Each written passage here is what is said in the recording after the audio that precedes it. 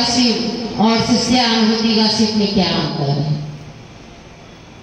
हम आप जिस बाबा का पूजा पाठ करते आए हैं, अभी सावन में कावड़ लेके उन्हीं बाबा को जल फूल चढ़ाने के लिए भी जाते हैं, घर में भी पूजा करते हैं, जो सदियों से जिन्हें हम आप पूछते आए, उन्हें कहा गया कि शास्त्रों का शिव।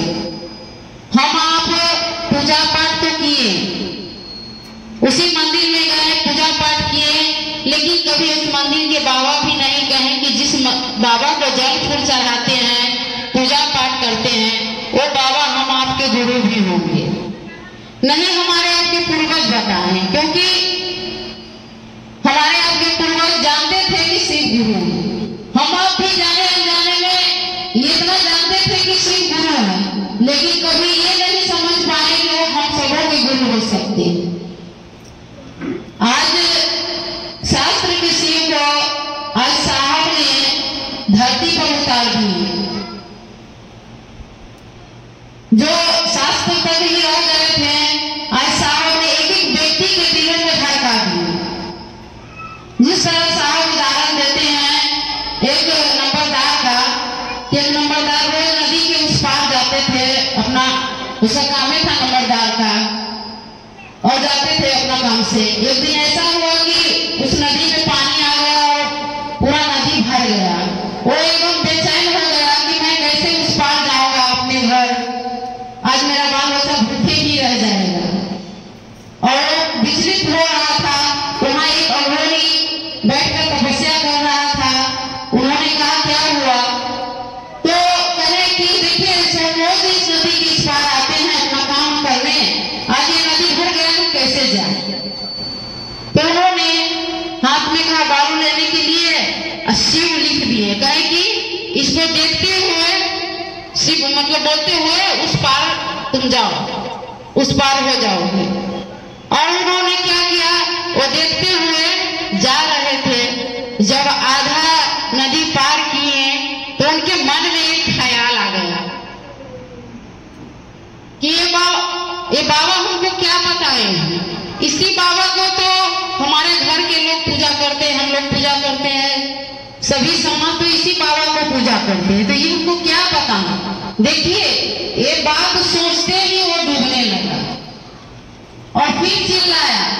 तो हरि कहते अरे अपने शिव को छोड़ और मेरे शिव को देख।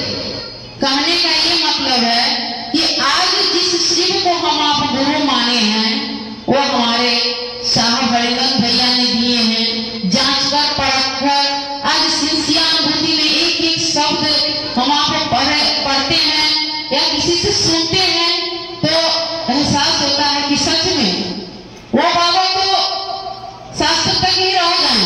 आज उस बाबा के ऊपर से परख हटाए साहब, आज एक एक व्यक्ति के दिलों में धरता है। तो आज सच में हम आप साहब के महादेव को अगर पकड़ेंगे तो हम आप उस भव सागर से पार होंगे और हमारे आपके गुरु होंगे, क्योंकि आज उन्होंने दिए हैं धरती पर लाकर उस शिव को और उन्हें अपना बनाना है।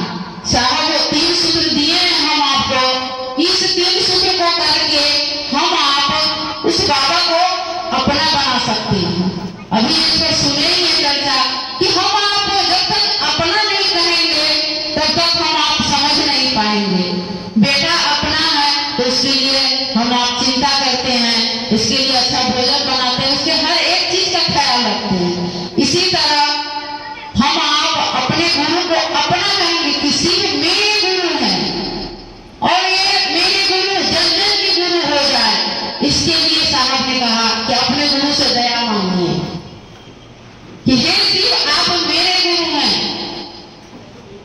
मैं आपका शिष्य हूं, मुझ पर दया कीजिए। क्योंकि ये मुख्य संवाद मन ही मन अपने गुरु के पास देना है, तब हम आप उनसे रिश्ता हमारा आपका बनेगा और यही अनुभूत होगा, एहसास होगा कि सच में गुरु दया करते हैं।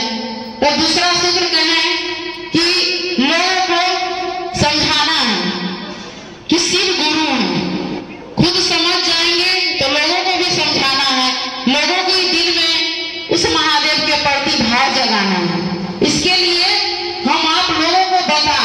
चर्चा हमारा आपका माध्यम बनेगा, क्योंकि बिना चर्चा किए हम किसी को बता नहीं सकते हैं।